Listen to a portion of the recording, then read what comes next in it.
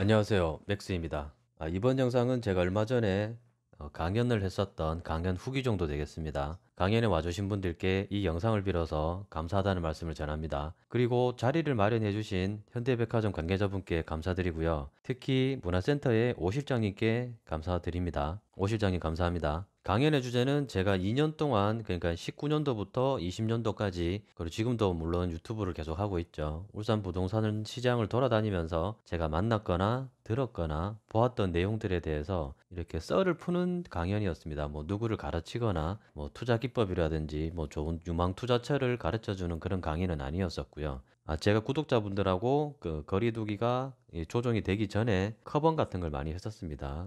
커피숍에서 커피 마시는 번개죠. 커벙을 많이 했었는데 그 커벙의 확장판 정도 생각하시면 됩니다. 그런데 많은 분들이 이제 강연 때 무슨 얘기를 했었는지 강연 후기를 되게 궁금해 하셔가지고 강연은 총 그 2시간 정도 했었고요. 그리고 질의응답이 2시간 정도 총 4시간 했습니다. 앞에 있었던 많은 얘기들은 사실 그 지나왔었던 과거에 대한 복귀이기 때문에 지금 영상으로 그걸 다 얘기해 드리기는 힘들 것 같고요. 그리고 가장 관심 있으신 부분은 어차피 이 부분이 아닐까 예상을 합니다.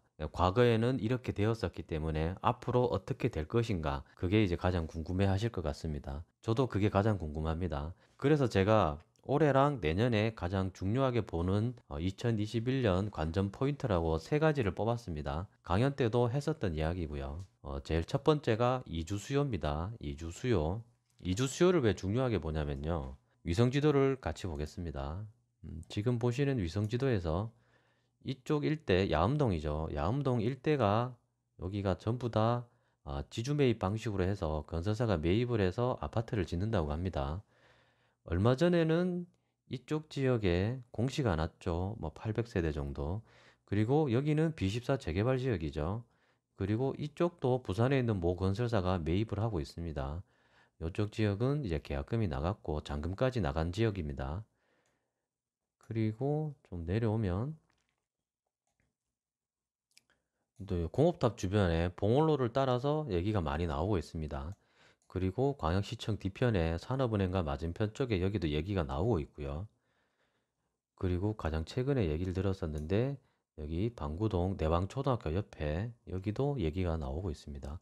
얘기가 나오는 게 아니라 여기는 이미 공시가 떴죠. 공시가 떴습니다. 700세대 정도.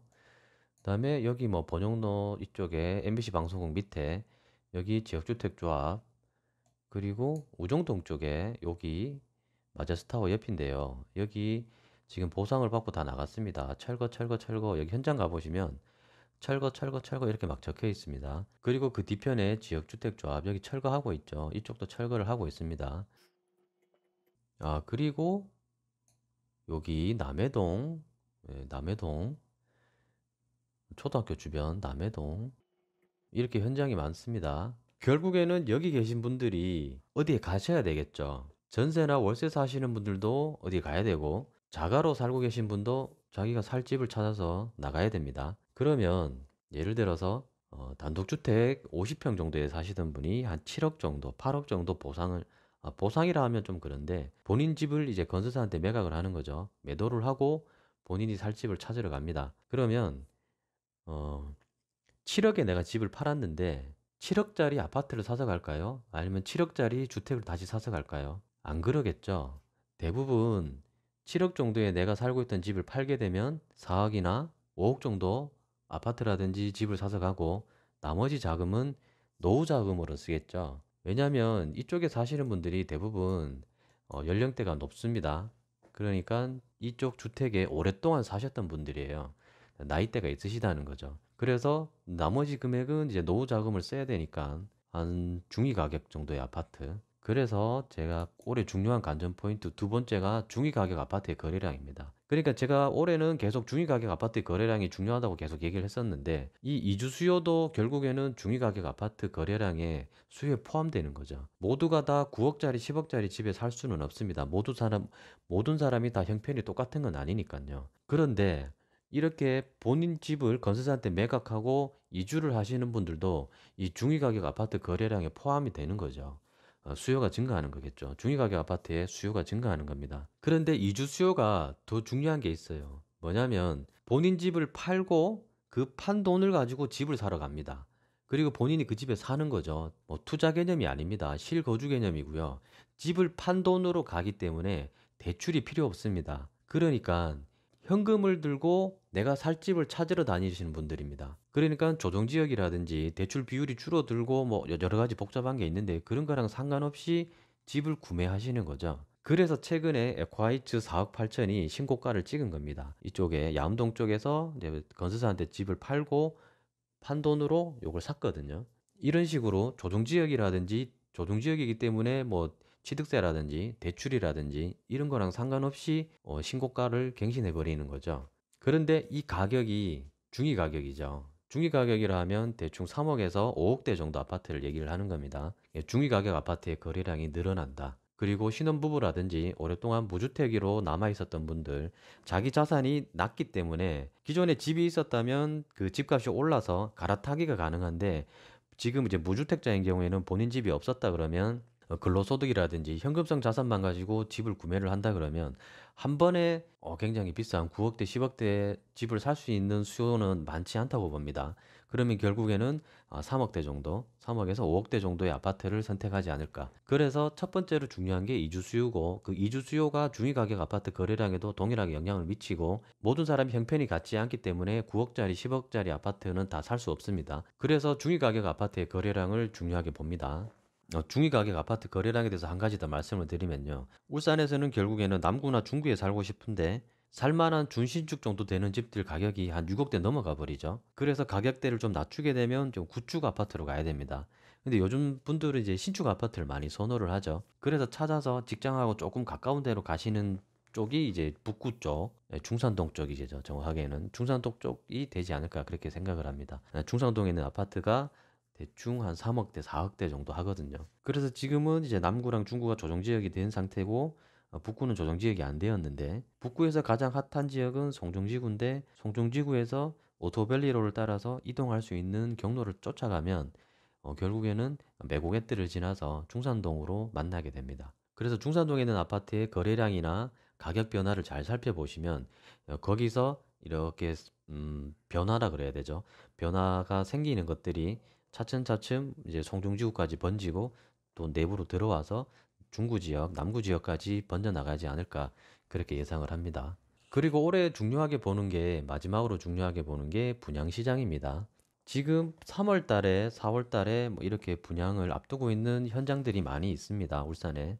대단지로 들어오는 현장들도 있기 때문에 사람들이 많이 관심을 가집니다. 그런데 뭐 많이들 얘기하시는 것처럼 분양가가 싸지는 않을 것이다라는 어느 정도 생각은 하고 계시는 것 같아요. 그런데 너무 비싸게는 안 나오겠죠. 일정 부분 이제 우리가 납득할 수 있는 정도 수준으로 나올 것 같긴 한데 이게 중요한 게 여기 입지에 이 가격에 나와서 완판이 돼버리면 결국에는 중구 지역이랑 남구에 있는 분양권의 가격에 영향을 미치지 않을까 그렇게 생각을 합니다. 그리고 내가 신축 아파트에 살고 싶은데 남구에서는 이 금액대의 신축 아파트를 갈 수가 없습니다. 그러면 여기를 가야 되는데 청약을 했다는 거죠. 근데 경쟁률이 높아서 내가 청약에 떨어지게 되면 이분들이 매수세에 가담하지 않을까 그렇게 예상도 됩니다. 이거는 뭐냐면 작년 11월 달에 있었던 센트리지 청약에서 떨어지신 분들이 일정 부분 매수에 많이 가담을 했다고 저는 보고 있거든요. 예, 그런 일들이 올해 봄에 올해 상반기죠. 상반기에 청약 시장이 끝나고 나면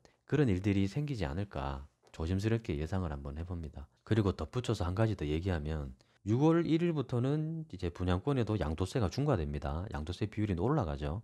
그런데 지금 3월 달, 4월 달에 만약에 분양을 하게 되면 당첨자 발표일이 4월 중순이나 5월 중순쯤 되겠죠. 공교롭게도 기존 분양권의 중과가 시작되는 시점하고 어느 정도 일치합니다. 그러니까 분양권을 팔려고 하는 사람들은 6월 전에 중과되기 전에 팔려고 할 거고 살려고 하는 사람도 그때 많이 살려고 하겠죠. 왜냐하면 급매가 나올 거기 때문에 막 보고 있는 거죠.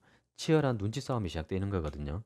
그런데 청약에 떨어지신 분들이 분양권 시장에 같이 이제 수요로 증가해 버리게 되면 경쟁이 좀 치열해지게 되겠죠. 그래서 이제 분양 시장도 굉장히 중요한 관전 포인트가 될 것 같습니다. 그러면 또 한 가지 생각해 볼게. 건설사가 매입을 해서 이주가 발생이 된다고 해서 중위가격 아파트의 거래량이 증가한다. 자, 그러면 결국에는 이주를 했으면 거기를 이제 철거를 하고 아파트를 지을 거거든요. 그리고 올해 분양시장이 활발하다 그러면 한 3년 후에는 공급이 늘어날 거라는 얘기죠. 그런데 3년 후에 공급이 늘어나서 집값이 떨어질 거라고 지금 저렇게 이주 수요라든지 매수 수요가 증가하는 시점에서 내가 집을 안 사고 가만히 있는다는 건 약간 위험한 모험이지 않을까 그런 생각도 조금 들기도 합니다.